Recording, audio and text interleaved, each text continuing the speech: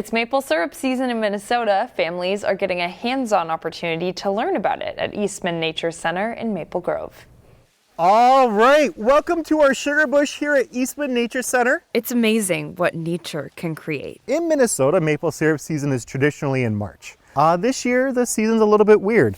We didn't have much of a winter. Gonna give it a try. And so the season really started end of January, early February. On Monday, area homeschool students took to the sugar bush. You can use a power drill. Interpretive naturalist Brandon Baker walked them through identifying and understanding the trees that maple syrup comes from. Maple syruping is about stories. And when families come out here and they are maple syruping with us, they're creating their own stories.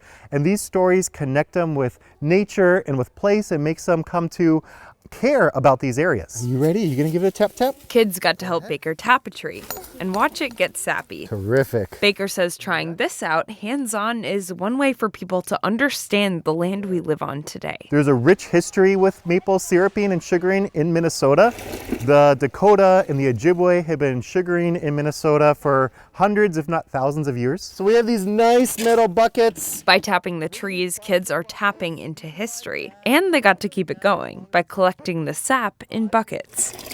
Really, this is one of our few programs, I think, where you get to touch things and taste things and smell things, and it's all part of the experience. Then they got to drop it in a cauldron and boil it down. You see how it's still kind of clear? It was a peek at the process, from start The longer we cook it, the darker, the browner it's gonna get. to finish, It's sticky. with their very own maple sugar taste test. They're really living Minnesota history when they do maple syruping.